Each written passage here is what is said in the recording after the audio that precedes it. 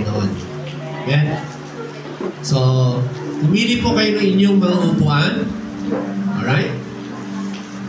Ngayong umaga, we are privileged na meron po tayong kapatid na makikilala nyo pa mamaya kung gaano kabuti ng ating Diyos. Buksan po natin yung ating mga puso dahil ang Diyos ay totoong napakabuti. Napakapangyarihan ng ating Panginoon. Amen? Pero bago tayo magpatuloy, pwede ba itaas yung kamay yung ngayon po lamang nakadalo sa lugar na ito? Praise God. Praise God. Welcome po. Welcome po. Okay. Alam ko, darating pa yung iba. But anyway, tayo po ay sa oras na ito, katulad ng sabi ko kanina, let us all really open our hearts and minds kasi makita po natin yung kabutihan ng Diyos sa ating kapatid. Siya ay isang pare. Gulat kayo, no? Pero ngayon, naglilingkod na sa Diyos. Amen? Sabi ko kanina, parang mas matanda ako sa kanya, pero madaya itong kapatid na ito. Dahil 70 na siya. Kamamatay lang yung kanyang Mrs. 5 months ago. Isang anak po niya ay attorney po ng ating Boeing Remulia. Okay? Isa niyang anak ay civil engineer. Isa niyang anak ay isang officer ng sa fire. Ibig sabihin ano yan? Official. Isang police. And of course, meron siyang isang anak na teacher na katulad niya. Siya isang, sa ngayon ay professor ba sa Lasal, sir? Naging professor siya ng Lasal. Siya po ay isang pare na binago ng Diyos. Pakinggan natin kung paano kumilos ang Diyos sa kanyang buhay. Amen po ba yan? Let's welcome Bishop Bruce Bautista.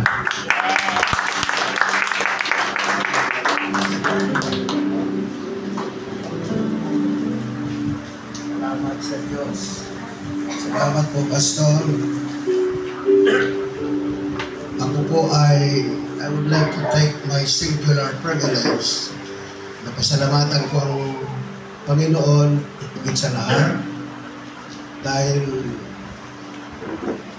ako po ay nagpala sa araw na ito dahil kaming mga pastor, kaming mga lingkod ng Diyos, makahiram lang ng pulpito na may pulpito, isang pagpapala na. Kaya ako ang unang-unang napagpala sa araw na ito dahil hindi pinagkait ni pastor ang kanyang pulpito. Huwag kayong mag-alala, hindi ko ito iuuwi dahil wala akong dalang sasakyan.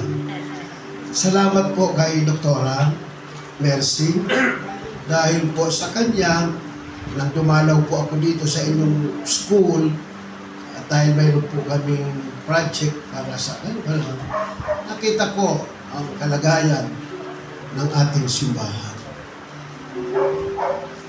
Salamat po, Doktora, na in-encourage mo si Pastor na ako po ay mapagbigyan ng pagkakataon sa araw na ito. Ako po ay Bicolano. May kababayan ba ako dito? Mabalos. May kakampi na ako. Okay. Ako po ay Tubong Bicol. Mula elementary, nag-aral po ako sa St. Gregory Minor Seminary. To God be the glory. Nag-graduate po ako ng valedictorian sa elementary. Nagpatuloy po ako ng aking pag-aaral sa high school of the same school sa St. Gregory Minor Seminary. To God be the glory again. Nag-graduate po ako valedictorian sa seminaryo.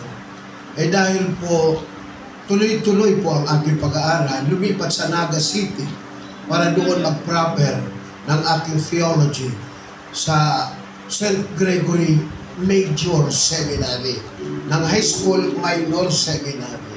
In other words, pasensya po kung medyo makakapagkwento ako ng aking buhay, hindi para itaas ko ang sarili ko. Kung ako man ay medyo makapagkwento ng kaunting kasaysayan ng buhay ko, huwag sana kayong ma-offend kasi I am here to glorify our God. Narito po ako para purihin ko ang Panginoon. Sabi nga ni Pastor kanina, ako'y dating pare, ngayon ay naglilingkod na sa Diyos. Which is very, very true. Iba po ang pagkakaiba ng pare sa pastor. Bakit? Ang pare, kaming pare, naglilingkod sa simbahan. Simbahan ang pinaglilingkuran po namin.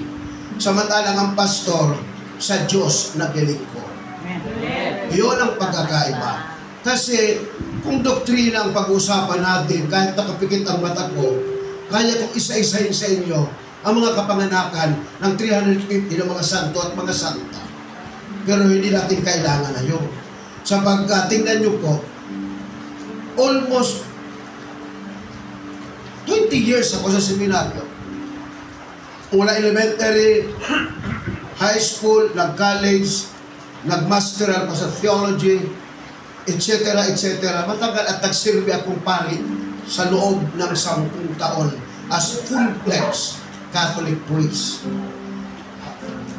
Ngayon mga kapatid, nang ako ay nakaabito, ni sa baling tataw ng aking kaisipan, ni hindi sumagi sa isipan ko na ako'y maging born again.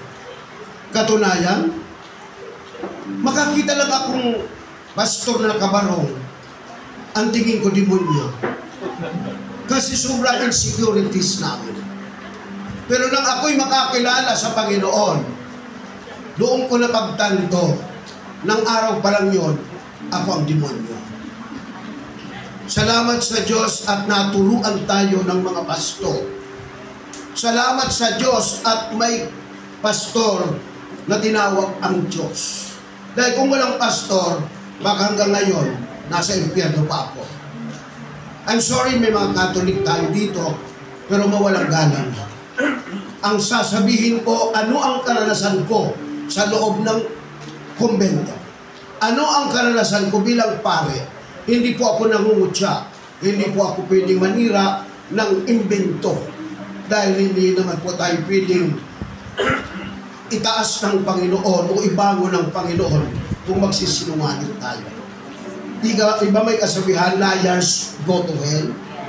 Kaya yung totoo lang, kung medyo makasagi ako ng inyong puso't damdamin because of my testimony, walang galang na. Ako ay, kung kayo ay relihiyoso ng mga Catholic, kasi lahat naman siguro tayo naging Catholic, di ba? Amen. Lahat naman tayo galing doon eh. Amen. Ha? Kung aking isusumada ang buhay ko, salamat sa mahal na Panginoon, si Pastor Laurena kasi ang kinasangkapan ng Panginoon, upang makilala ko ang Panginoon sa pamagitan ng Biblia. Amen. Bakit?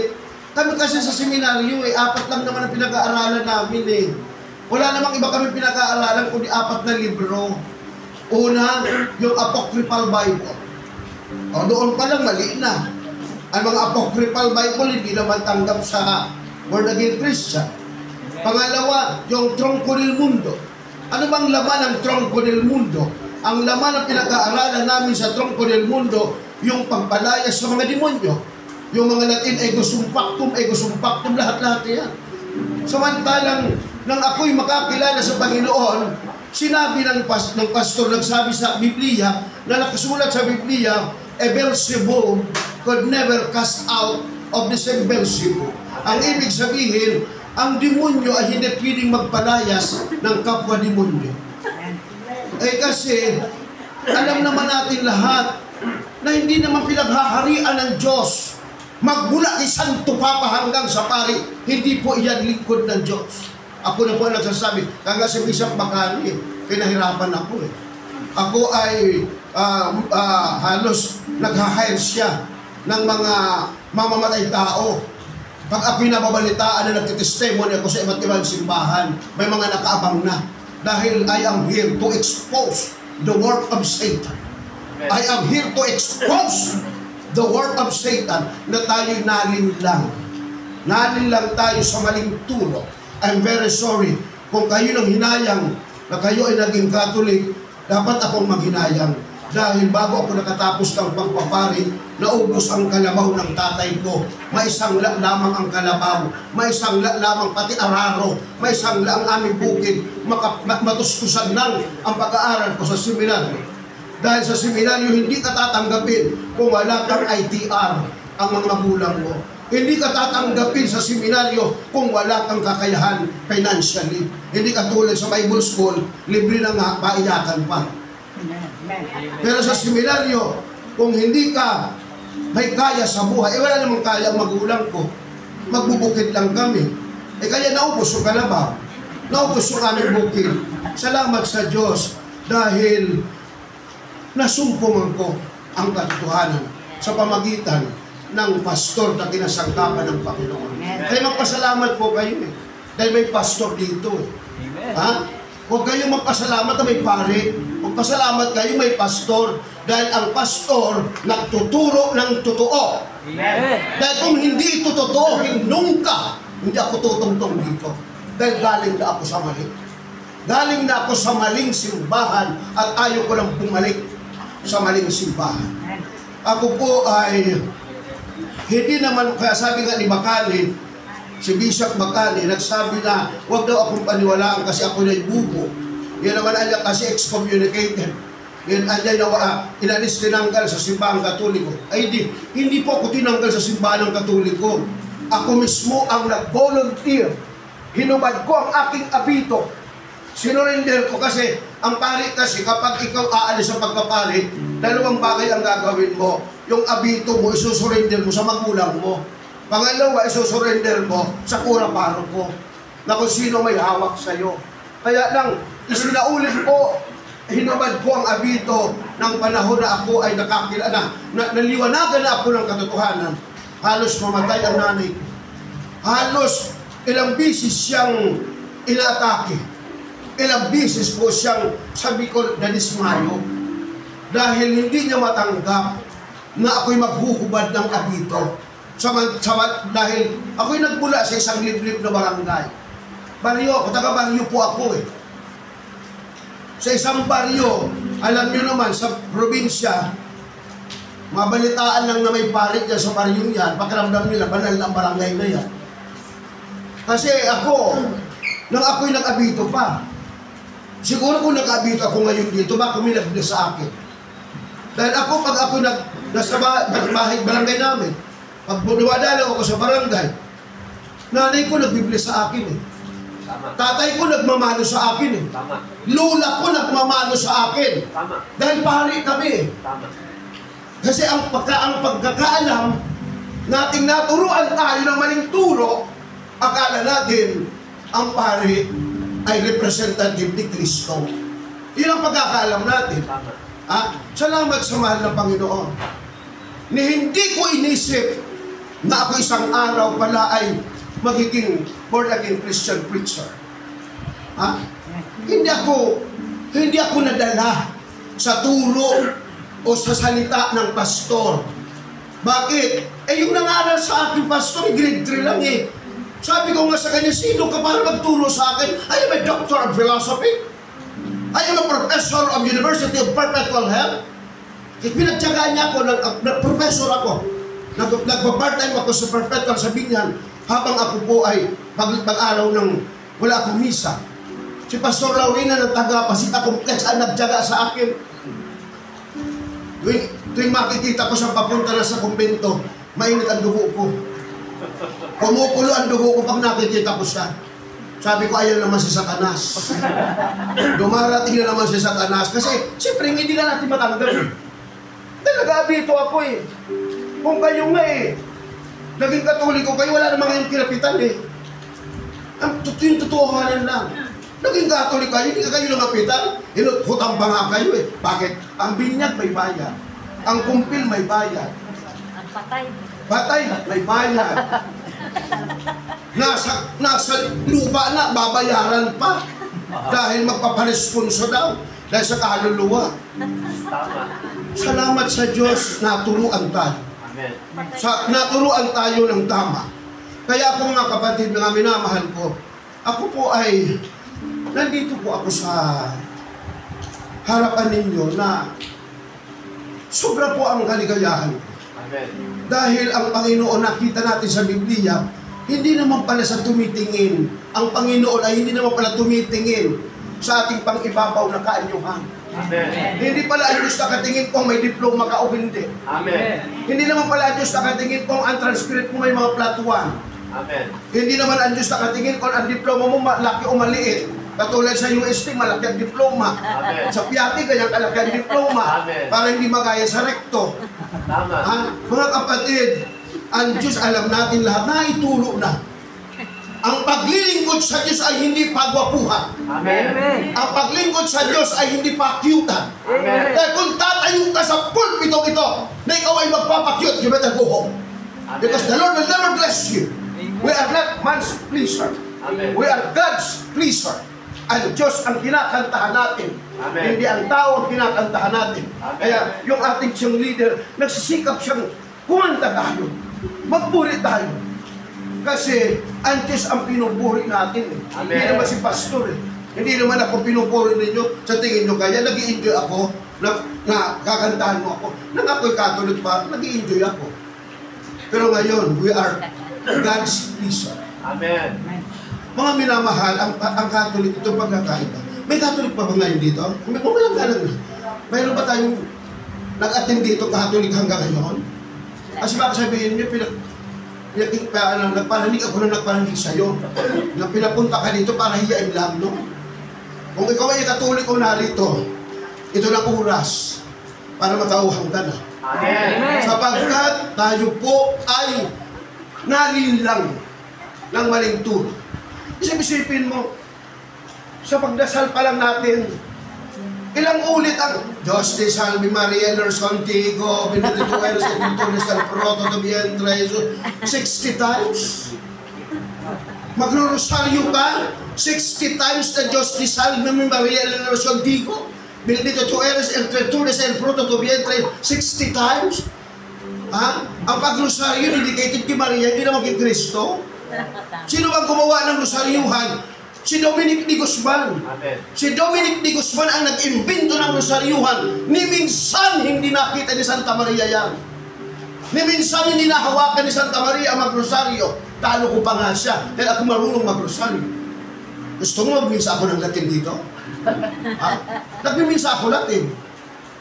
Dahil ako'y mga matatandang pare. Ngayon hindi na masyado kasi social lang pare ngayon.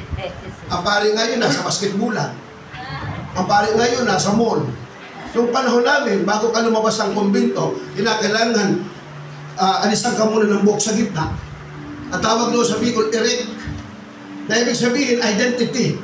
Na naglalakad na yan ay huwag mong biruin dahil pare yan. Pero ngayon wala nang, hindi mo na ma-identify. Mga adik-adik na. You know, during my time, during our time. Kaya kung naging seryoso kayong Katoliko, times 10 ako. Dahil ako, talagang inalay kasi ako. Ito. Lang ako'y maliit pa, sabi ng nanay ko, kaya ako, ito ay, sabi ng nanay ko, ng mga 1 year to 5 years old, marami akong sugat-sugat sa katawan. Ibig sabihin, galisin. Maraming sugat. Kaya ang ginawa ng nanay ko, inalay ako kay Nuestro Señor de Piña Francia. Kasi sa Bicol kasi, ugali na ipagpapanata ka. Di ba? Kung may sakit ka, mayroon kang nararamdaman, ipinagpapanata sa mga kung kaninong santo. Ipinagpapanata yan. Ipinagpanata ako eh. Kasi nga, ako'y sakitin, maraming karamdaman, lahat ng karamdaman nasa akin ang ako'y bata pa, may hika. Kaya sabi ng nanay ko, inalay niya ako. Inalay niya ako kay Nuestro Señor de Piña Francia. And that was, kaya yun ang dahilan. Kaya ako nang ako'y pumasok na ng grade 1, pinasok na ako sa seminaryo. Dahil inalay nga ako eh. Para lamang gumaling daw ako sa sakit. Natapos ko ang grade 6, may sakit pa rin ako. Natapos ko ang high school, may sakit pa rin ako. Nagtapos ako ng college, may sakit pa rin ako. Hindi naman ako gumaling sa kabila ng lahat. Ako'y inalay kay Nuestra Señora de Peña, Francia. Ngayon September, magpipista na naman, magkakaroon na naman ng pista sa Naga City. Kasi nga, kapistahan ni Peña, Francia, sa lahat ng santa, yan ang pununuso. Sa lahat ng santa, yan ang pinakamaarte. Bakit kinakailangan idampa sa ilong? Bakit yung magkakaroon pa ng pluvial? Pwede naman iparada sa kalsada. O kaya ano nangyayari? Sa kulganti, libo-libo ang namamatay. Kung totoong Diyos yan, kung totoong mga pangyarihan yan, ay dapat sana sinalo niya yung mga nanunood sa pluvial procession, nagiba yung tulay sa Naga City, libo-libo ang namatay. Doon din sa Bukawi, Bulacan, di ba? Ilan pang libo-libo ang namatay dahil sa pluvial procession. Kaya kung gusto nyo mamatay kaagad, sumama kayo sa procession. Mga minamahal ko, ako po ay, ngayon po ay, pang 30 years ko na sa ministry. Tinapos ko po ang aking full-fledged Doctor of Philosophy sa De La Salle University. At po ako ay nagtapos ng Spatial Theology sa ibang bansa. Dahil sa mga sabi, ang saya ng buhay ko na maliwanag na sa akin ang tungkol sa Panginoon. Maliwanag na sa akin kasi tingnan nyo, yung mga tao nung mga panahon na ang tao ay may sakit, kinakailangan magtiri ka ng kandila kay San Isidro, kay San Roque. Kasi San Roque daw ang patron ng may mga sakit. Kaya nga doon sa kanyang altar, si San Roque, may kagat-kagat ang kanyang, may nakagat ang aso. Sa mga sabi, patron daw ng may mga sakit. Siya nga mismo may sakit eh. Paano ka maging patron ng mga sakit? Siya nga mismo may sakit. Kaya mali yun. Katulad din doon sa Santa Clara, sa Bulacan, ang hindi nanganganak, magpapanata doon kay Santa Clara, magsasayaw ng Santa Clara para lang magkaanak. Binasa ko yung kasaysayan ni Santa Clara. Ni minsan hindi siya nagkaanak. Ibig sabihin baog siya. Kaya ngayon, anong silbing magsamba ka kay Santa Clara na magkaanak ka, na samantalang yung sinasamba mo na hindi nga nagkaanak? Yung mga babae naman, mga binata, mga dalaga, gustong sagutin ng kanilang boyfriend o girlfriend, pihikan yung girlfriend, pihikan yung boyfriend, pupunta doon, magdadalang 13 itlog kay St. Joseph, doon sa altar, mag-aalay. Hindi si Joseph na ba? So mananisabi, mananalangin para sagutin ng boyfriend, siya nga mismo binigo. So mananisabi, mga kapatid, nagsasamba daw tayo sa mga Diyos-Diyusan na hindi nga natin kilala, ngunit magiging katulad kayo nila. Tingnan mo kung sino may mga alaga ng mga santong pinoprosesyon, yun ay mga lumpo. Kung sino pa yung mga nag-aalaga ng pamprosesyon, yun ay may mga sakit na hindi gumagaling. Anyway, hindi naman ang punto ni Bis ako, napagkwentuhan lang natin. Kasi tayo malaya na kasi. Amen. Kaya tayo nakakapagkwento ng ganito, kasi nakalaya tayo eh. Bakit? Yung kinukwento ni Pastor kanina, na 7 simbahan, hindi mo yan mauunawaan kung wala kang Espiritu ng Panginoon. Amen. Kaya maliwanag sa atin na tinuturo niya, kasi we have the Spirit of God. May Espiritu tayo na Diyos. Once tinanggap mo si Kristo sa puso mo, you have already the Spirit of God. Amen. Kaya nauunawaan natin, nasasakyan natin ang sinasabi ng mga pastor, nauunawaan natin ang Biblia na kung tutusin, ang hirap basahin, ang hirap unawain ng Biblia.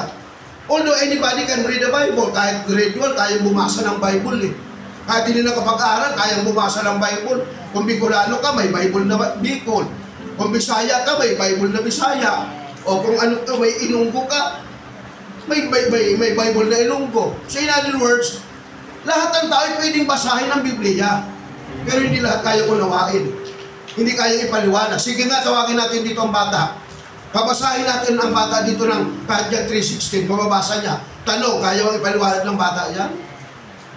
Salamat sa Diyos at tayo po ay naturuan. Kaya huwag tayo magmayabang. Kasi kung hindi rin ako naturuan, hindi ko rin maiintindihan ito. Kasi imagine, naghabi ko nga sa inyo kanina, ang nagturo sa akin isang grade 3. Mapaglait pa naman ako noong panahon na yun. Tuturuan ako ng isang grade 3. Summa cum laude ako sa university, magna cum laude ako sa theology, valedictorian ako sa high school, tuturuan mo ako. Pero dahil ang Panginoon ay gusto kong maintindihan, gusto kong maunawaan kasi I am curious.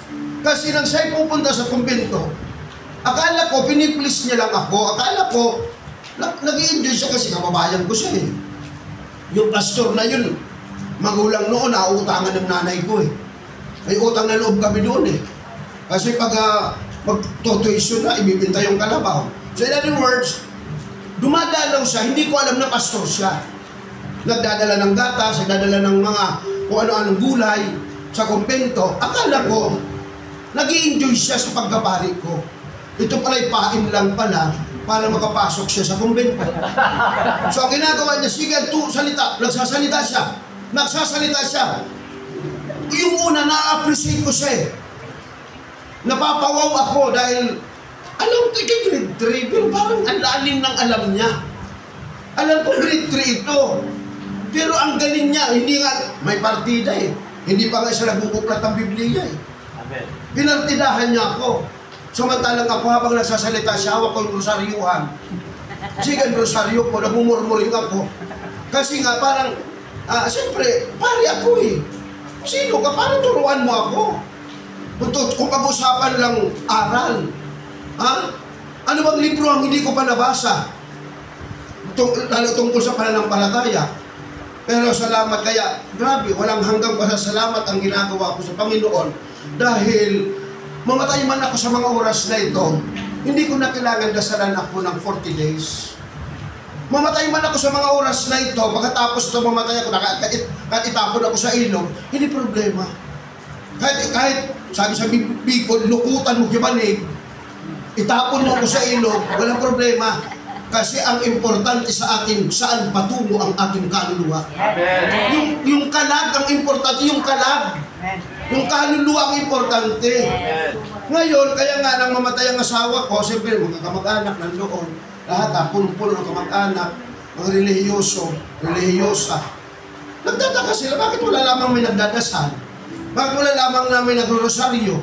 Bakit wala lamang hanggang sa inilibing na ang asawa ko? Nagtaka sila, bakit hindi idinaan sa simbahan? Bakit hindi, Jesus? Bakit? Mga matatanda, di ba? Yung matatanda, Jesus. Bakit hindi ba lamang niya dinaan sa simbahan, yung patay?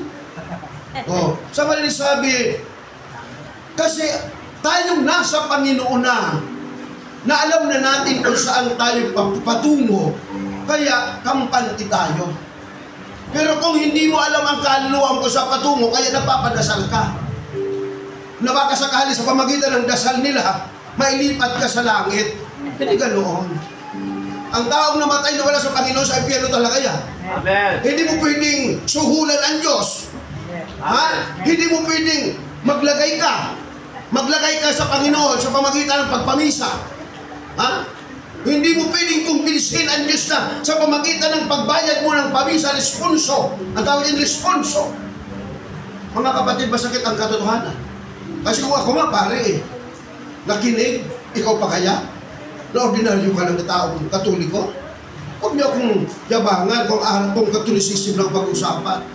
Kasi ako, sabi ko nga sa inyo, kahit nakapikit ang mata ko, kaya kong i-discuss sa inyo ang doktrina ng katolisism. Pero sayang yung mga panahon na yun. Sayang yung mga oras na yun. Na kung pwede lang ibalik yung kalabaw. Na kung pwede lang ibalik yung naisangla na lupa ng bukid. Sapagkat hindi naman pala kailangan na magsangla ka ng ari-arian para lang matuklasan mo ang katotohanan. All you have to do is listen. Makinig ka lang sapagkat ang pananampalataya ay nag-uumpisa sa pakikinig. Kaya nung hindi mo ako mapapaniwala na may pananampalataya ka na kahit minsan hindi ka nakarinig ng turo. Kaya maraming salamat. May taong nagtsatsaga na magturo sa inyo. May taong na kahit anong mangyari, ginagampanan nila at tungkulin nila para maituro ang totoo. Salamat sa Panginoon. Ngayon, pabasa. Nagpabasa kami dati. Kasi nga, alay lahat sa akin yun eh. Tuwing ikatatlong linggo ng Semana Santa o Holy Week, nagpapabasa kami. Nagbabayad ang nanay ko, tatay ko ng mga palabasan ng pasyon. Lalo sa probinsya. Sa unahan doon ng matatanda ang pasyon. Kahit nakapikit ang mata niyan, kumakanta niya ng kung ano-ano, kung yung kanta sa pasyon. O, ang pasyon eh. Ginawa lang ni Padre de la Merced. Inimbento lang ni Padre de la Merced. Na sabi ni Padre de la Merced, ang passion is an art. Ibig sabihin, yung pagpako ba kay Kristo, nag-aarte lang ba siya? Nagdadrama lang ba si Kristo? Nagluluha-luhaan lang ba si Kristo nang siya'y pinahihirapan? Mga kapatid, halapas-tanganan ang pasyon. Kaya kung may pasyon kayo sa bahay, utang na loob, sunugin nyo na. Bakit? Nasa page 78. Napakalaswa ang nakalagay sa page 78 ng pasyon. Nasabi doon, si Santa Maria ay asawa ni Kristo. Di ba malaswa? Paano naging asawa ni Jesus Christ si Maria? Ha? Si Maria, esposo ni Yeso Cristo. Ano ang esposo? Asawa. Halapas tanganan. Kaya pala ang tawag kay Maria, Mama Mary. Kaya si Jesus Christ tinatawag na Papa Jesus. Mali! Si Jesus ay pwedeng tawagin Papa Jesus. But nunca kung tawagin natin si Maria ang Mama Mary. Dahil pag sinabi mong Mama Mary, sumasangayon ka na mag-asawa nga talaga silang dalawa. Salamat sa Diyos, nakalaya tayo dyan. Salamat sa Diyos, nawala tayo dyan. Nang ako'y makakilala sa Panginoon at tinanggap ko ang Panginoon, unang-unang ginawa namin sa bahay, tinigil namin ang pagpapanata sa pasyon. So, nagulat ang buong barangay na bakit? Pwede naman na niya ipamigay yung pasyon at kinakailangan sunugin. Ang pasyon pa naman, pag tapos na ng Semana Santa, itatapon mo sa baon yan. Hindi mo pwedeng basahin ang pasyon ng February. Hindi mo pwedeng basahin ang pasyon ng Disyembre. O di ba kalukuhan? Salamat sa Diyos. Kaya nakikita ninyo, puro papapasalamat tayo ako sa Diyos. Pinapasalamatan ko ang Diyos sa buhay ng pastor sapagkat siya'y nagtiyaga sa akin. Kung hindi niya ako pinagtiyagaan, ewan ko lang. Kasi, siyempre, ang tinitingnan ko yung ganasto ng magulang ko. Ang tinitingnan ko yung paghihirap ng nanay ko, tatay ko. Kaya nga, nang ako'y maghubad ng kabito, maya't maya nahihimatay ang nanay ko. Sabi ng mga kapatid ko, pag namatay ang magurang ta, dahil sa ginawa mo yan ng paghubad ng kabito. Alam mo naman, sa probinsya. Kaya, natakot din ako. Nang kaunti bilang tao, natakot din ako. Kasi nga, baka nga naman mamatay siya. Dahil lang sa paghubad ko ng kabito, ako may dahilan. Baka habang buhay hindi ako batiin ng aking mga kapatid. Baka habang buhay tadyakan ako ng tatay ko. Kasi nga naman sa ginawa kong pagtalikod sa simbahang Katoliko. Mga kapatid, hanggang ako po ay tunanak na minsan na alam mo sa simbahan, sa parokya, sagana kami mga pari sa pagkain niya. Ang pari, una, hindi namang problema sa kuryente. Ang pari, hindi namang problema kung kasi ang kilo lang kasi sandaan. Libre kasi yan. Yung aking kwarto, tapos may lamisa dyan, ang pag-isip ko, may sariwang gatas ng kalabaw, may mga prutas. Sabi ng mga manang, ang tawag yun, manang sa balay mo, huwag mong pakikialaman niya, kipader niya. Huwag mong pakialaman niya kahit ibig sabihin, para sa pari yan eh. Di ba nasanay tayo? Na huwag yung pakialaman yan para sa pari yan, kay Father yan. Mga upo, kalabasa, mga sariwa, huwag mong pakialaman yan, kay Father yan. Salamat sa Panginoon. Dahil sagana ako sa pagkain. Pero subukan mo ang pastor matulog dito. Isang pirasong saging, pag-agaw-agawan pa. Pero ang pari, hindi mo pinanggalawin niya. Kung sino pa ang nasa totoo, yun ang pinagkakaitan. Kaya tayo minsan hindi pinagpapala financially ng Panginoon dahil kuripot kayo na magbigay suporta sa lingkod ng Diyos. Sapagkat ang sabi ng Biblia, isang basong tubig lang ang maibigay nyo sa lingkod ng Diyos na ito. Abot-abot na pagpapala ang tatanggapin ninyo. Kaya kayo hirap sa mga sweldo ninyo eh. Dumadaan lang sa kamay ninyo payroll eh. Ang payslip eh. Bakit hindi kayo umaasinso? Kuripot kasi kayo. Suportahan natin ang lingkod ng Diyos na ginagamit sa alpa ninyo. That is the secret of abundance. Sekreto ng pagpapala. Kasi ginagamit siya ng Panginoon eh. Lumuluhod yan sa Panginoon para pagpalain ang mga hanap buhay ninyo. Lumuluhod yan sa Panginoon, nag-aayuno yan. Nagpapasting yan para lamang ilapit sa Panginoon ang pangangailangan ng kanyang mga biyem. Mga kapatid, yan ang sekreto kung bakit mayayaman ang anak ko. Alam mo kung bakit? Naturuan ko kasi sila eh, ng tama eh, na ang 10% huwag mong bawasan. Dalhin mo yan sa gawain ng Panginoon kung saan kayo nagsisimba. Sekreto yan eh.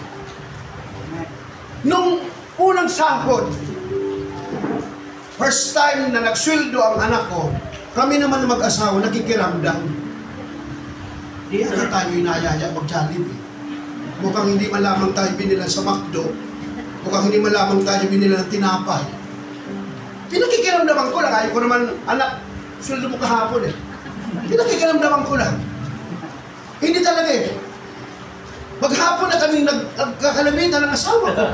Hindi yata malaman tayo pansin. Nagsuldo ang anak natin. Nabaon-baon tayo sa utang sa pagpaakaraan. Tapos suldo, hindi malaman tayo wala. Hindi ako nakatiis. Kinausap ko yung anak ko. Anak, di ba suldo mo kahapon? Una suldo mo. Opo, papa. Di bakit parang hindi ka malamang bumili ka 1 kilong bigas. Hindi ka malamang binigay mo si mama mo ng Papa, may tinuro ka eh. Ano sabi mo? Ang unang bunga ng aming pinagpagalan ay buong-buong iaalay namin sa Panginoon. Kaya binigay ko lahat. O mo ano nangyari? Sunod-sunod ang promotion mo. Sunod-sunod ang promotion mo. Dahil nasunod ang utos ng Diyos. Nung Saturday, alam ni Doktora yan, kasal ng panganay kong abogado. Ito totoo lang. Eh siyempre, nung panahon na buhay pang-asawa ko, pag may mga pangangailangan ang mga anak ko, call a friend lang. Mayroon na. Kasi taong Marinas kasi ang asawa ko. Taong Cavite yan eh. May mga kamag-anak yan, may mga kakilala. Eh ako dayo, sino tatawagan ko? Kaya nang nabubuhay pang asawa ko, pag may mga pangangailangan, na emergency, ang mga anak ko, call a friend lang. Nasusolusyonan ang pangangailangan. Ayaw ko magsinungaling, ayaw ng Panginoon. Nakikinig ang Panginoon sa oras na ito. And I want to glorify His name. Ang kasal, alauna. Umaga, anak, dumalaw muna tayo. Kahit hindi tayo mga Katoliko, dumalaw muna tayo sa puntod ni Mama. Diyan kasi sa Provident lang nakalibing. Sa Provident ito sa may boundary ng GMA ito, Las Marinas. Lahat. Alam ko naman na hindi naman kailangan na kausapin ang patay. Nasa Bible naman yan eh. Pero, lumambing ka kako. Baka, kasi, namang problema yung anak ko, kasi ang laki ng babayaran, 1.8 million, ay, ang ibigay pa lang namin ay 1.5 pa lang, something like that. So, may balance. Kaya alam mo naman eh, sa orchard, hindi ka naman piling papagsimulain kapag hindi ka fully paid. Di ba? Eh, ang problema ng oras na yun, ni piso, naubos na kasi naibigay namin sa down payment. Ang kulang namin ay kulang-kulang na lang na mga 400,000. Eh, sa araw na yun, wala. Anak, mayroon ka pa malalatigan. Alangalan na papa. Ikaw anak, may sundo ka naman. Nakuha ko na papa. Ikaw anak pa. Siyempre lahat, kinusult ako doon sa, habang nakuusap kami sa puntod ng asawa ko. Di ba paano ito? Kasi papa, ganito, ginasto ko dito, ganito, ang dami. Ano naman ang kinakasala mo? Pati mga damit ng mga amay, sagot namin. Pati damit ng biyanan, sagot namin. Kasi lalaki ang akin. Hala na. Anak, tandaan mo anak. The Lord will provide last minute. Alam ng Diyos ang pangangailangan mo. Alam ng Diyos ang pangangailangan natin. Kahit hindi natin sabihin sa Kanya, sa Panginoon, alam ng Diyos ang ating pangangailangan. Relax ka lang anak. The Lord will make a way. Kinakanta natin yan eh. God will make a way, di ba? Ulit-ulit natin kinakanta yan eh. God will make a way. Kasi yung mga kinakanta natin dito, totoo yun eh. Hindi nyo lang dinidibdib eh. Kaya ako dinidibdib ko eh. Di man ako lumundag, hindi man ako sumigaw, pero dinidibdib ko yung kinakanta natin. Kasi nagkikipagbulay-bulay ako sa Panginoon. Ito na. Alaunang kasal. Tawag ng tawag yung orchard. Sir, hindi ko kami maglalabas ng pagkain, hindi kami, pag hindi nyo ipinulpe. Opo. Naging positive. Natuto din sa akin eh. Naging positive eh. Ayun ang katotohanan. Makinig po kayo kasi God is so good. Pinagmamayawang ko ang kabutihan ng Diyos. Nang alauna na, nag-white lies ako yung sa orchard. Mamaya na po, ibibigay ko. Ako na lang, huwag mo yung kakukunin kasi kakasal yan. Kaya yung ako na lang. Kumbaga kasi kinausap ko yung orchard, na ako nang kausap mo. Huwag niyo nang guluhin yan kasi kakasal. Maya tumitigil lang ano, kung nagpapaso na ako sa... Hindi totoo lang yan. Sino ba naman na hindi nervous eh? Kung kayo nasa kalagayan na yan, 400,000 ang balance? Ha? 400,000 ang balance that day? Ni piso wala, kami hawak kasi naibigay na lahat sa mga pangailangan. Nagpaparo na naawa. Pumapasok ang anak ko, tinitingnan ako. Tinitingin. Nararamdaman ko bilang ama. Bilang ama, nararamdaman ko ang pangangailangan ng anak ko. Napipiga na ang puso ko. Wala din ako magawa eh. Pumipikit na lang ako na para hindi ko nakita sa tumitingin sa akin habang nagpapasok. Habang naglalakad sa pasilyo, araw ng kasal, tumitingin ang anak ko sa akin. Nalam kong nag-worry siya. Ako naman pinipikit ko ang mata ko para hindi niya lang ako, hindi ko sila panisin. Sige lang ang pray ko sa Panginoon. Lord, you will provide. Sabi mo, Lord, hindi mo hahayaang mapahiya ang iyong mga anak. Yes. Nangako ka, Panginoon, na hindi mo iiwanang nakatiwangwang ang iyong anak. Ang iyong mga anak na naglilingkod sa iyo, Lord, minsan papatunayan niyo po sa amin na ikaw ay totoong Diyos na pinagsisigawan namin linggo-linggo. Patunayan mo, mahal na Panginoon, na totoo ang aming sinisigaw na walang imposible sa iyo. Yes. Dumating si Imelda Papin, isang katerbang alalay. Siyempre dagdag na naman yun. Kasi mayroon kaming seating capacity lang. Ang pinareserve namin ay 200 na tao lang. Hindi na nga ako nang-invite ng mga kasama. Kasi may mga tumatawag sa amin, Professor, atin kami, wag na. Kasi ang iniisip ko, madadagdagan yung bill namin.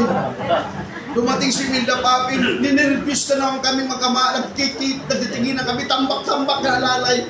Dumating si Commissioner, dumating si Atty., dumating si Mayura ng Dasmariñas, Cavite, tambak-tambak ang alalay.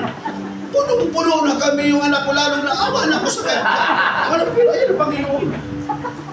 Imagine niyo kung kayo nasa kalagayan ng mga oras na yon. Pero sabi ko sa anak ko, anak, ang sabi sa Biblia, kung ikaw ay nasa presensya ng Diyos, mamanatag ka.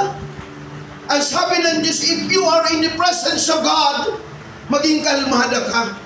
Because God will make a way. Kulong-kulong na. Maya-maya. Baka mag-extend naman yung oras. Nagyabang si Mayora. Nagbigay ng 200,000. Nagbigay si Commissioner 200,000. Nagbigay si ganito. Sobra. Yun ang ibig kong sabihin.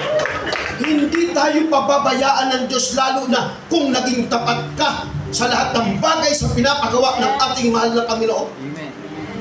Ayan, nakaraos ka na. Diba? Samantalang 400,000, saan mo kukunin niya? 1,000 nga lang ang hirap hanapin. 2,000 nga lang ang hirap hanapin. Yung almost kalahating milyon, last minute, the Lord provides. Amen. Yun ang punto de vista. Iyan ang kapalit ng ating paglapit at pagsamba sa totoong Diyos. Amen. Iyan ang sikrito. Kaya kung kayo, ako po tingnan nyo. Pareho kami dumanas ng pagsubok financially, may eskwelahan siya, may eskwelahan din ako.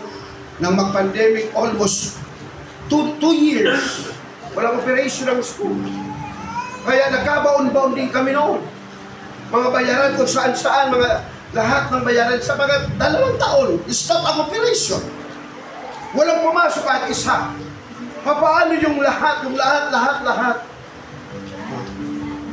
Salamat sa Diyos, after pandemic, triple pa ang ipinalit. Amen. Pinagpala ng Panginoon. Kaya dati po, kami mag-asawa, nang bagong kasalan kami, rent dito, rent doon. Hindi pa umiinit ang aming inupuan, palalayasin kami dahil hindi kami makabayad sa down payment. Left and right po, wala, napakaraming paglipatan namin ng bahay o apartment. Lahat, hindi pa kami tumatagal, pinapaalis na. Pag naubos na yung aming 1 buwan na down payment, papalayasin na kami kasi wala na kaming pangda. Salamat sa Diyos. 5 ang bahay ko kayo. Amen. Hindi ako nangurakot sa flood control. Dahil hindi naman ako kontratista. Wala ko pakialam doon sa mga DPWH. Ako naman po kasi ay, siyempre, nang mamatay ang asawa ko bilang superintendent ng DepEd, nakakuha naman po siya. Kami, para sa kanya. Ako naman ay may pension, etc. Kaya sabi, nakalaya na rin po ako. Nakalaya din sa kahirapan. Nakalaya sa daigdig ng utangan. Kasi noong panahon, kami mga teacher, ang tawag sa amin, mga taga-London.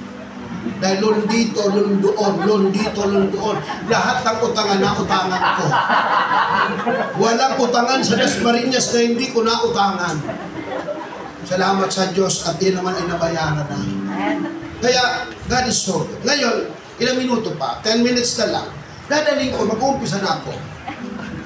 Dadaling ko kayo, sana may lagay dito sa ang Hebreo. 3 bersikulo lang, huwag kayong mag-alala kasi nagugutom na rin ako. Baka tingin nyo sa akin pancit, baka tingin nyo sa akin spaghetti. Ilang minutos na lang, huwag kayong mag-alala. Ilang minutos na lang. Ano sabi sa Hebreo 11? Doon lang po kayo dadalhin. Hindi ko na kayo padadamihan ng salita kasi may mga Bible studies naman tayong ginagawa. Mayroon tayong cell group na ginagawa. Every Sunday nangangaral dito. Ano pa bang hindi nyo alam? Halos lahat yun alam. Alam nyo, pero saliwain ko lang kayo. Saliwain ko lang kayo kung bakit si Moises tinanghal na bayani sa pananampalataya. Bakit si Moises tinawag na heroes of faith? Na dapat din tayo ay ganyan, makilala tayo sa GMA. Na tayo ay mga heroes of faith. Okay lang na hindi ka makilala ikaw ang pinakagwapo sa GMA. Okay lang na hindi ka makilala pinakamaganda sa GMA. Okay lang na hindi ka makilala na ikaw ang pinakamayaman sa GMA. Ang mahalaga makilala ka na isa kang bayani sa pananampalataya. Amen. Dahil doon naman tayo patungo. Ano ang sabi sa Hebreo 11, verse, sa umpisa natin dyan sa 23, verse 23. Sige, iakyat natin siya. Sa verse 23, ito po yung bakit naging bayani sa pananampalataya si Moises. Habang hinahanap niya, gusto ko muna saliwain natin. Si Moises, tanda po natin, nang ipinanganak siya, nang maliit pa lang siya, di ba pinaanod siya? Amen. Di ba inilagay siya sa basket? Amen. Mismo ang nanay niya ang nagpaanod sa kanya eh. Nanay niya. Si Moises inalagay sa basket, ipinaanod si Moises. At ang ginawa naman ng nanay, sinusundan-sundan na kung saan papunta yung basket na nandun yung anak niya. Sinusundan-sundan niya kung saan napunta na. Baka tumaob na yung basket. Eksakto naman, ng panahon na yun ay naliligo ang prinsesa. Amen. Naliligo ang prinsesa sa ilog. Ang prinsesa ng mga parao. Pag sinabing prinsesa ka ng parao, taong Malacanang. Siguro si Sandro o kaya siguro kung sino. Ano mga actually, taga Malacanang. Nasa taga palasyo. Yung prinsesa ay naliligo. Amen. Nakita niya na may inaanod na basket. Tiningnan niya, tao. Natuwa siya. Inuwi niya. Amen. Inuwi niya. Makinig po kayo kasi dito ko kayo dadalhin. Inagbabakground lang ako para masakyan ninyo sinasabi ko. Inuwi niya pero nanunood yung ina. Parang nakaginhawa yung ina. Kasi inuwi, dinala sa palasyo si Moises. Kasi pagkakalam natin si Moises, nag-aalaga lang ng mga tupa. Yun ang hanggang doon ang pagkakalam natin eh. Pero kung titignan natin ang background, si Moises lumaki sa palasyo. Amen. Si Moises hanggang sa lumaki, hindi nakatikim ng sardinas. Hindi nakatikim ng tinapa. Amen. Hindi siya nakatikim ng okrang nilaga. Dahil anong kinakain sa palasyo? Alangan naman ng okrang nilaga. Alangan naman sa palasyo sa Malacanang, ang kakainin doon ng mga tao sa Malacanang, alangan naman sardinas. In other words, maganda ang naging buhay ni Moises. Amen. Lumaki si Moises na sagana sa buhay. Lumaki si Moises na wala sa problema sa babayaran sa ilaw sa tubig. Sagana ang buhay. Ngunit, nang siya'y nasa tamang edad, nang siya'y nasa tamang edad na, ano sabi sa verse 23? Ano sabi sa verse 23? Kung may Bible kayo, basahin nyo lang yun. Hindi ko ito mabasa, wala ko sa langit. By faith, nagbakran ako kanina, dahil sa pananampalataya, take note, dahil sa pananampalataya. In other words, ang kapital ni Moises, pananampalataya. Amen. Hindi siya nangapital ng libo-libo. Amen. Hindi siya nangapital ng galing sa flood control. Amen. Si Moises, dahil sa pananampalataya,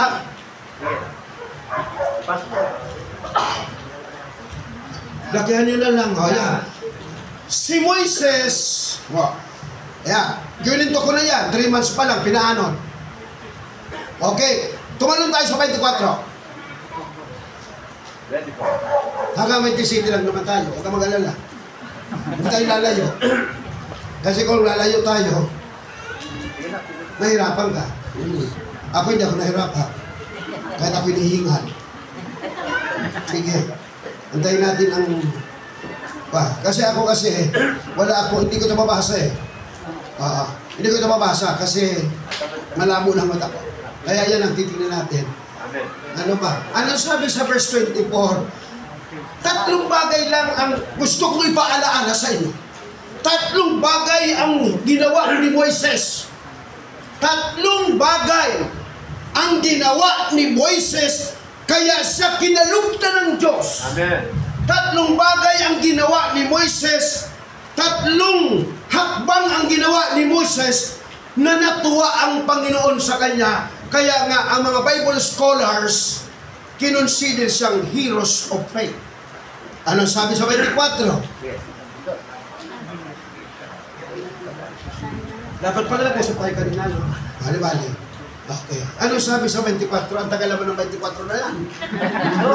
Mag-aalas 12 na. Wala pa 24. Dahil sa Please read. Dahil sa pananampalataya sa Makinig po kayo. Dahil sa pananampalataya, tumanggi si Moises nang siya'y mayroon ng sapat na gulang na tawagin siyang anak ng prinsipe, anak ng hari. alright. Maliwanag pa sa sikat ng araw na ituro na ito ng mga pastor dito. Naituro na ito, sinasariwa ko lang. Ang sabi dito, dahil sa pananampalataya at siya'y nasa tama ng edad, may isip na siya. Anong unang-unang ginawa niya? Itinanggi niya. Itinanggi niya na tawagin siyang anak ng Parao. Isip-isibihin, yun ang unang-unang ginawa niya. He denied himself. Amen. Dahil kung hindi mo itatanggi ang sarili mo, hindi ka makakakyat sa langit. Dahil pag hindi mo itinanggi sa, ay anak ako kasi ng mga rimulya, anak ako ng mga kuhang ko, anak ako, hindi ako pwede dyan. Social kami, pamilya. Hindi ako pwede magsimba dyan sa GMA na hindi mo na magkagandahan na simbahan, hindi naman naka-aircon. Hindi ako pwede dyan, baka ako pagtawanan ni Mayor, ni Vice Mayor, kabuhat, etc. Ano sabi, ulitin mo pa sa mawalang galang na. Pakiulit, dahil sa pananampalataya ni Moises. Tumanggi si Moises nang siya'y mayroon ng sapat na gulang na tawagin siyang anak ng prinsesa, anak ng hari. Sabi ni Moises, huwag niyo na akong kilalaan anak ako ng... Kasi, kumbaga, adopted na siya. Yung kayamanan ng palasyo, pinamana niya na. Kaya sabi niya, huwag niyo na akong masyadong itaas. Huwag niyo na ako masyadong pag-usapan. Huwag niyo na ako masyadong i-please. Huwag niyo na masyadong akong i-entertain. Huwag niyo na akong tawahating anak ng Parao. Kaya ang unang-unang ginawa niya, mga minamahal ko, tinanggi niya ang kanyang sarili. Amen. Kaya mo bang gawin yan? Kaya nga nandito tayo dahil itanggi na natin ang sarili natin. Amen. Kaya kung hindi mo itinanggi ang sarili mo, wala ka dito. Kaya isipin mo, sosyal ka. Isipin mo mataas ang pinag-aralan mo. Baka masira ang iyong reputasyon. Pero, dahil sa ginawa ni Moises, kinalimutan niyang siya ay nasa palasyo. Amen. Kinalimutan niyang siya ay nakahiga sa ginto. Kinalimutan niyang na siya ay pinagsisilbihan. Unang-una, he denied himself. Yun din ang unang-unang ginawa ko din. Kung hindi ko itatanggi, hindi ko tatanggapin ang turo ni Pastor. Amen. Kailangan itanggi ko muna pagkatao ko. Di ba sabi ko sa inyo kanina, I am a doctor of philosophy. 3 ang doctorate ko. Doctor of Education, Doctor of Philosophy. Pagkatapos, isang grade 3 ang mga ngaral sa akin. Who are you? Pero dahil itinanggi ko ang sarili ko, nakinig ako sa kanya. Pinakinggan ko ang sinasabi niya. Kaya nasabi ang pangalawang ginawa ni Moises, una, itinanggi niya. Number 2, verse 25. Ano sabi sa verse 2? He chose to be mistreated. Ano ang pangalawa? Mas pinili niya. He chose. Yung una, he denied. Pangalawa, he chose. Mas pinili niya pa na makihalubilo sa mga ordinaryong tao. Amen. Ngunit may pagkakakilala sa Diyos. Amen. Na kung tutusin, pwede siyang pumunta sa mall. Pwede siyang pumunta sa mga gandang lugar. Dahil may kaya eh. Amen. May pera. May bodyguard. May mga sakyan. Pero ano sabi sa verse 25, mas pinili niya pa Amen. ang makipagkamayan sa mga ordinaryong tao, ngunit may pananampalataya sa Diyos. Amen. Mas pinili niya pa. Number 1, he denied. Number 2, he chose. At ang pinakamatindi ito na. Sabi sa verse 26 and 7, 26. Pakibasa sa Tagalog, Pastor. Mas Tagalog yata ang panahon. Itinuring niyang higit na mahalaga ang pagtitiis sa hirap dahil sa Mesiyas. kaysa ang mga kayamanan ng Ehipto, sapagkat nakatuon ang kanyang paningin sa magaganding pala sa hinaharap. Okay. As maliwanag pa sa verse 23, mas tiniis pa niya. Mas tiniis pa niyang magkangkong, mag-adobo ng kangkong. Mas tiniis niya pang kumain ng sinapaw na okra. Kaysa naman doon sa mga murkon. Kaysa doon sa mga mamahaling pagkain. Puro naman kahipokritohan. Di baling kumain tayo ng talbos ng kamuti, totoo naman ang puso natin. Di baling kumain tayo ng tinapa, sardinas, totoo.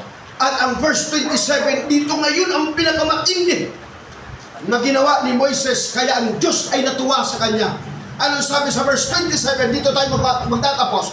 Ang sabi sa verse 27, Tagalog po. Ang pananampalataya din sa Diyos ang nag-udyok kay Moses na lisanin ng Egypt kahit magalit ang hari. Matatag ang kanyang kalooban sapagkat para niyang nakita ang Diyos.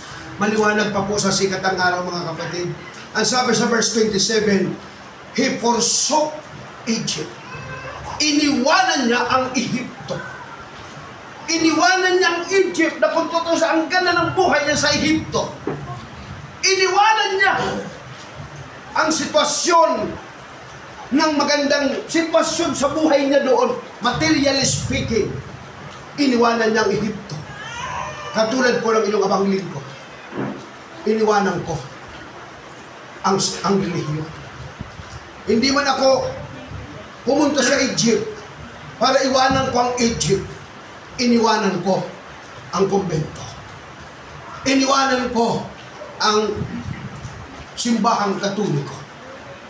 Mas masaya ako na kahit kumamit tayo ng pamaypay, totoo naman tayo sa harapan ng Panginoon. So matotal, tatlong bagay ang ginawa ni Moises. Una, itinanggi niya ang kanyang sarili. Kaya huwag ka na mag-arte. Huwag ka na magyabang-yabang. Huwag ka na magpasikat. Kasi hindi naman pasikatan ang gawain ng Panginoon. Maging totoo ka. Maging totoo ka. Kung sino ka, huwag ka na magpasikat. Dahil hindi na re-rebuking ka lang pag nagpasikat ka sa simbahan. Re-rebuking ka lang ng mga pastora kapag ikaw hindi maayos ang galaw mo. Simplihan dito. Dito tayo sa gawain ng Panginoon na katulad dito, dito ay pagandahan ng Espiritu. Amen. Hindi pagandahan ng suot. Amen. Kung may maganda kang isuot, salamat. Hindi ito pagandahan dito ng boses. Hindi ito pagandahan ng patangusan ng ilong. Kasi kung ang Diyos ang pipiliin lang na aakyat sa langit ay mga gwapo, paano ka? Paano ka? Kung ang Diyos ang dadalhin lang sa langit, may mga maitsura.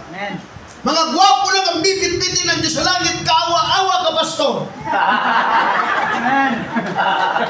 Para pala sinabi ko lang mahalin ng pastor. That's very true. Ikaw hindi man sarili mo. Huwag mo nang ipagmayabang kung sino ka man. Amen. Kung may kakayahan ka, magpuri ka sa Panginoon. Salamat sa Diyos. Amen. Na umangat ang buhay mo. Salamat sa Diyos. Na-promote ka. Dahil, hindi dahil sa galing mo. Dahil sa dasal na ginagawa mo. At sa suporta, sa back-up prayer ng inyong pastor. Mahalin yung pastor. Sa tingin nyo, kaya mamahalin kayo ni Brother El Soriano? Hindi. Mamahalin ba kayo ni Felix Manalo? Hindi. Ipagpipre ba kayo ni Mike Bilarding? Hindi. Ang magpipre sa inyo siya eh.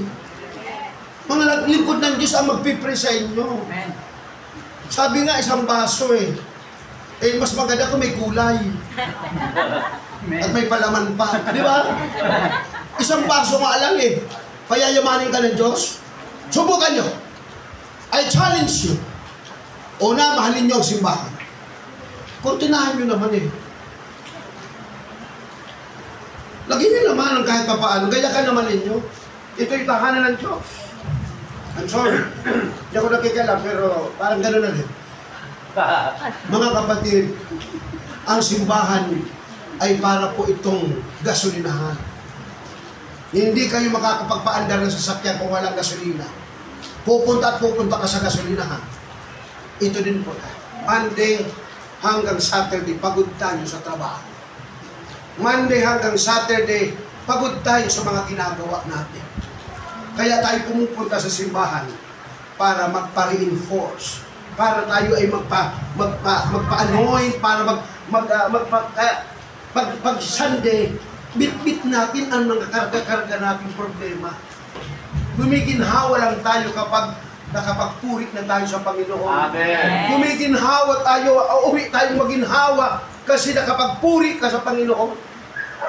Gumiginhawa ang pakiramdam mo kasi naipag-pray over kayo ng mga lingkod ng Diyos. Kaya ako mahal ko ang pastor ko eh. Kahit pastor na rin ako, hanggang ngayon eh, nagbibigay pa rin ako sa kanya. Sekreto ko yan eh. Kasi, dapat mahalin natin ang lingkod ng Diyos. Pero hindi ako nagpaparinig. Si Moises, ayan o, pinagpala ng lubusan eh. Tingnan mo, nang siya ay naglilingkod na sa Panginoon, na talagang nagpapagamit na sa Panginoon, isipin mo, pati ang dagat na biak, Amen. para lang mailigtas, Amen. yung mga taong sinabi ng Diyos na ilipat mo doon sa dakong kabila, dahil yung mga mamamatay tao nandiyan na, oh. Yung mga Abu Sayyaf, yung mga Eminalip nandiyan na, mga Inti nandiyan na. So mga kapatid, number 2, mas pinili ko. Yung pagpunta nyo dito is a symbol of humility. Yung pagpunta nyo dito ay pagpapahayag na kayo ay nagpapakumbaba. Dahil kung hindi kayo nagpapakumbaba, doon kayo magsisimba sabay sa fully air-conditioned church. Doon kayo pupunta sa may alpumbra. Doon kayo doon sa mga marag. Ito yung pagpunta nyo dito. May kapalit na pagpapala niya. Mark my word. Proving ko na ang Panginoon. Sa 30 years ko na sa ministry, subok ko na. Ang pag-upo mo lang dyan sa upuan nyo, ay maglilingkod na yan sa Diyos. Kahit hindi man kayo gamitin sa harapang ito, sa momentong umupo ka dyan, naglilingkod ka na sa Panginoon.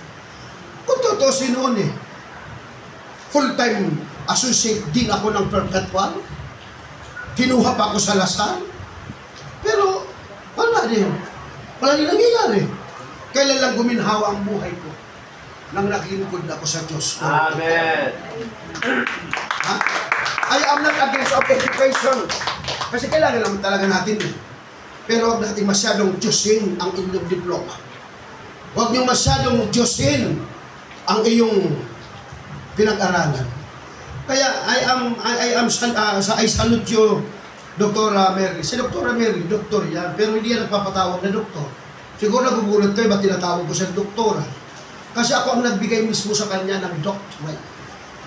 Ako mismo, na may-ari ng school, ako po sa kasalukuyan, to God be the glory. Ako ang presidente ng lahat ng mga customary lawyers sa buong Pilipinas. Kaya nga ako po ang senior associate justice ng tribal court. Binigyan ko po siya ng doctorate dahil sa kanyang pagsisikap na maipagtaguyod na ang kanyang naumpisahan na kahit nagkakabaon-baon na siya sa problema sa pag-ibig, etc. etc. Pero patuloy, kung titingnan mo siya para walang problema, may sporting pa siya minsan. Ha? Sinasabihan ko nga siya, para kung wala kang problema. Ha? Pero nagpapatuloy siya. Kaya sabi ko sa kanya, kahit 10 na lang ang matira sa klase mo, ituloy mo lang. Ganyan ako. Ngayon, I have already thousands students na halos naubos din yan ang pandemic. Ang kapital, huwag kang mag-wavering ang pananampalataya mo sa Diyos. Diretso lang.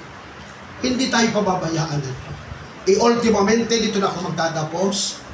Mga kapatid, bispiras ng Pasko, yung ina na may problema.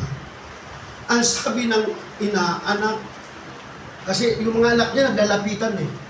Nagbibilihan ng mga laruan kasi bispiras ng Pasko eh. May mga naghahandaan na dyan, may mga umiiyak na ng baboy sa kapitbahay kasi nagkakahatayan na kasi bispiras ng Pasko eh. Eh samantalang itong pamilya, walang-wala. At ang problema, may sakit pa yung ina. Ang problema, anong gagawin niya? Sabi, Mama, wala ka bang balak bumili ng kahit pandesal?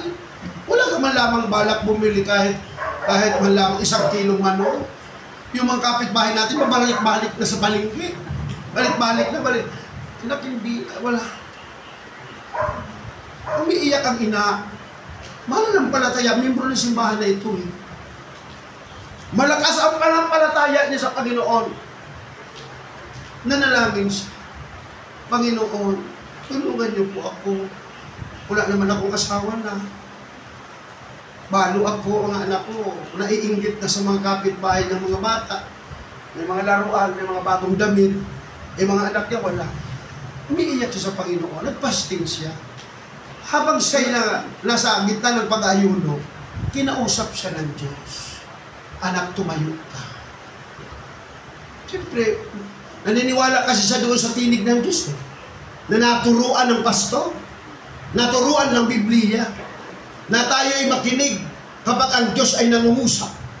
Kapag ang Diyos ay nangungusap sa iyo, kung totoong Diyos ang nangungusap sa iyo, pakinggan mo. Ang sabi ng Panginoon sa kanya, bumangon ka anak. Kumuha ka ng basket. Di bumangon siya. Sinunod niya ang udyok ng banal na espiritu. Kumuha siya ng bayong. Basket na malaki. Sabi niya, Panginoon, ito na ako. Ano pong gagawin ko dito? Pumunta ka sa Unitap, pumunta ka sa SM o sa Robinson, gusto, alam, pinakamalapit na mall. Pumunta ka. Sumusunod siya. Sa udyok ng Panginoon, ng Espiritu Santo. Pagdating niya doon sa mall, Panginoon, anong gagawin ko? Sabi ng Diyos, ilagay mo sa basket mo ang anumang magustuhan mo. Eh, ni piso wala siyang hawak eh. Baka makakasuhan siya ng shoplifting nito eh. Habang nandoon siya, sinusunod niya ang udyok ng Panginoon. Nailagay mo sa basket ang lahat ng magustuhan mo. Eh, siyempre, inalagay ito ng mamahali ng mga gawa.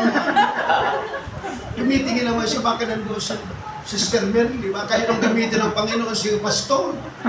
Yung asawa ni Pastor, baka yun ang kasangkapanin. Kasi naniniwala ka naman kasi siya na may gagamitin ng Diyos na instrumento.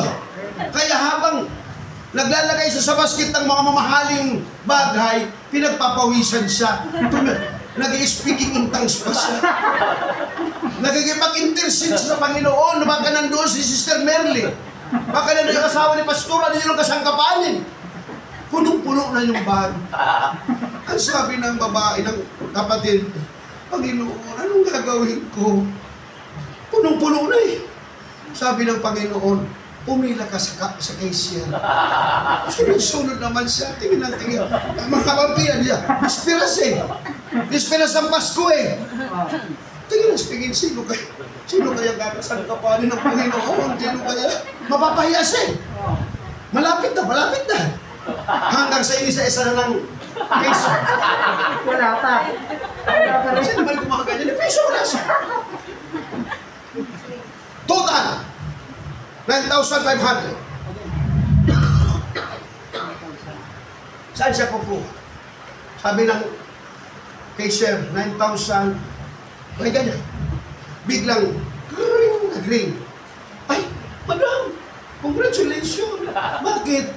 May promo kami. Ang pang 100 na customer, lahat ng binili ay bilibre. So, yun ang ibig kong sabihin.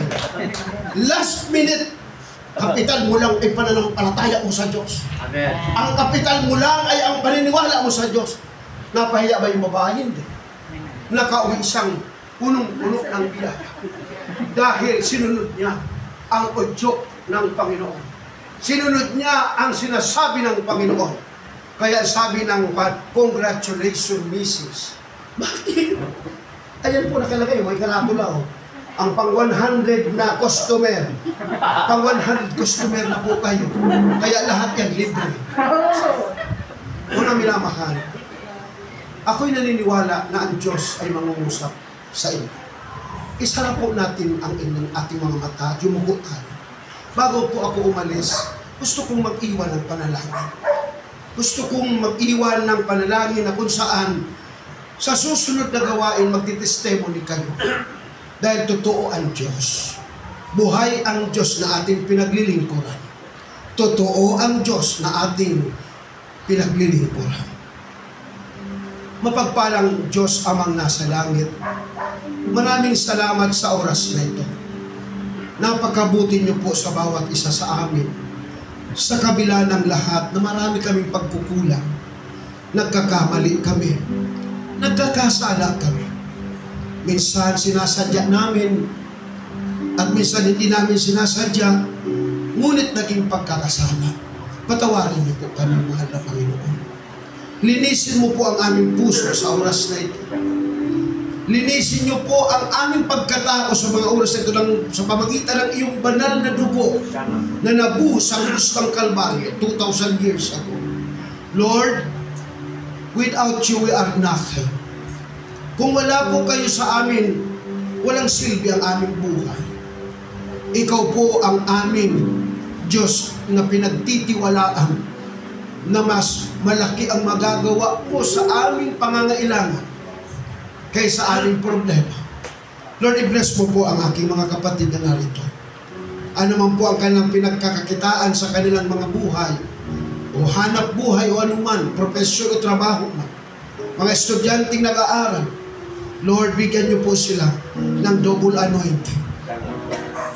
Buksan niyo po, mahal na Panginoon, ang dulungawan ng kalagitan at ibuhos niyo po sa bawat isa sa kanila. Special prayer sa aking kapatid na si Madam Merly. Ano man po ang kanyang mga pag-aalala, Lord, tulungan mo po siya. Wala pong imposible sa iyo, mahal na Panginoon.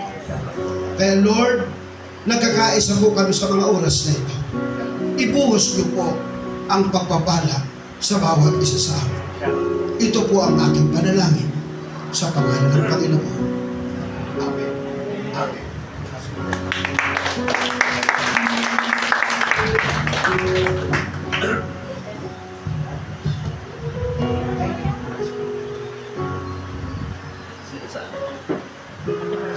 Verse.